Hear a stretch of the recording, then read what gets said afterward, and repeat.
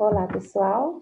Segue então esse pequeno vídeo para ter a oportunidade de apresentar para vocês as respostas e as explicações das questões que foram apresentadas na prova bimestral de Química, nesse nosso quarto bimestre.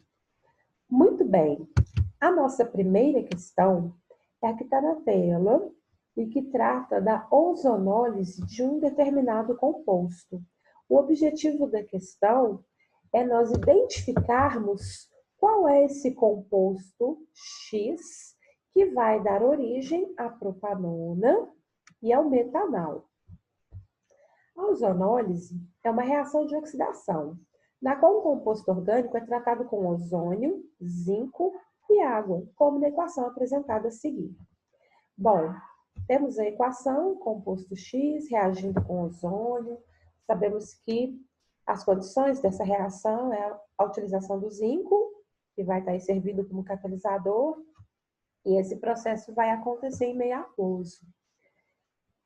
Considerando que os nossos produtos são a propanona e o metanal, vamos observar que inicialmente, no processo de ozonólise, nessas condições, no composto inicial a gente não tem a presença de oxigênio, então nós teríamos aqui a sequência de carbonos, considerando os carbonos que lá no produto passaram então a compor as cadeias da propanona e do metanal. Seguindo essa linha de pensamento, percebemos que propanona temos um composto com 3 átomos de carbono e no metanal um composto com um único átomo de carbono. De forma que o composto de origem vai ser o but2-eno. Tratando aqui a estrutura do but2-eno, o que a gente pode entender é que houve a quebra de ligação dupla, então deixa de existir a insaturação, e eu passo a ter como compostos formadores a propanona e o metanal em função dessa interação com o O3, que é o ozônio. A resposta correta, então, era a alternativa que apresentava o nome oficial aí do composto but2-eno. A segunda questão de Química 2 é uma questão que pedia para a gente trabalhar algumas reações de eliminação. O etanol, em condições adequadas, pode sofrer as seguintes transformações: desidratação intermolecular, desidratação intramolecular e desidrogenação. Essas transformações conduzem, respectivamente, a... Então, vamos por partes. São 3 reações que podem ocorrer com o composto etanol, e nós vamos, então, ter como resultado de cada uma dessas reações 3 produtos diferentes. O objetivo era nós identificarmos quais são esses 3 produtos. Trabalhando aqui as reações e, a partir daí, conseguindo avaliar quais os compostos de origem, conforme a proposta do enunciado. Na primeira imagem, a gente tem a desidratação intramolecular e a desidratação intermolecular. Vamos relembrar o que é cada uma. Desidratar, retirada, saída de molécula de água. Intermolecular vai acontecer entre moléculas.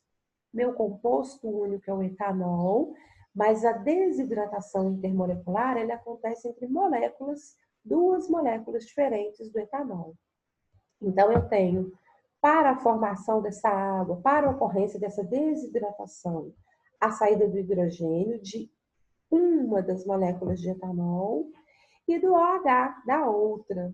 Com isso, todo o restante da cadeia, que não vai fazer parte da formação da molécula de água, vai unir-se, formando então um composto que é um éter, de forma que o primeiro composto formado, na ordem apresentada lá no enunciado para a ocorrência das reações, é o éter etílico. Na segunda proposta de reação, a gente tinha a desidratação intramolecular. Intra, dentro, está acontecendo na mesma molécula. Então, envolve a saída de água que está presente numa única molécula de etanol. H, que vai estar, então, no carbono, que só tem hidrogênios, e o OH no carbono, que vai estar aí servindo para caracterizar a função álcool. Quando a gente tem a saída dessas espécies, desses fragmentos aqui do composto, a deficiência de ligação vai gerar, então, a ocorrência de formação de uma ligação dupla. Para o etanol, eu vou ter, então, a formação do etileno. E, por último, propõe-se a desidrogenação. Desidrogenar é tirar hidrogênio. Então, aqui a gente tem a saída de H2.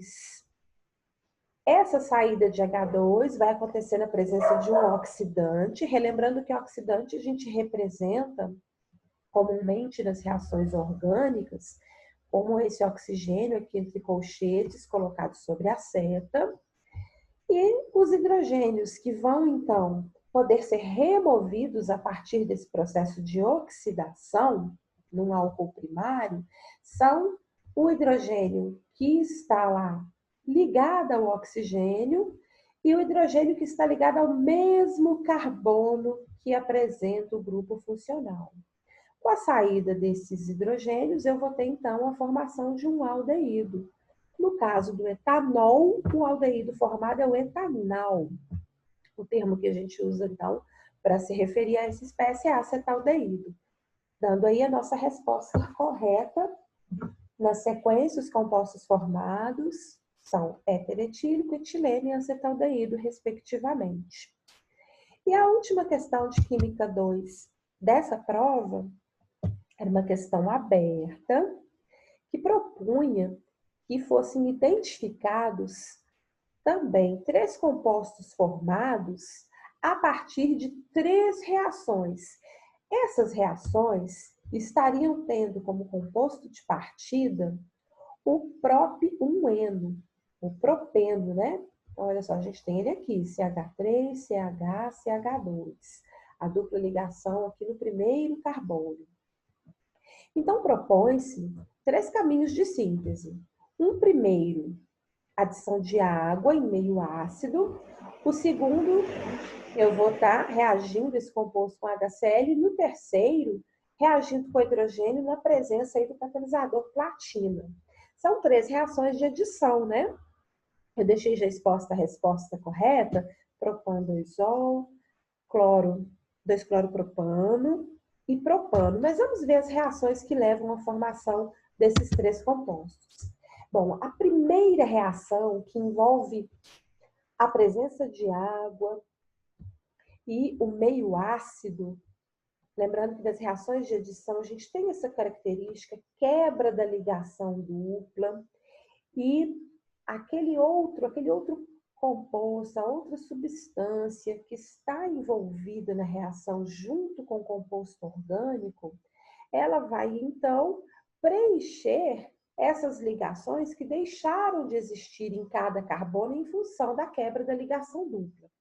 Quando esse processo acontece em presença de água, a gente tem que o hidrogênio vai então associar-se a um dos carbonos que inicialmente formava dupla e o OH ao outro carbono.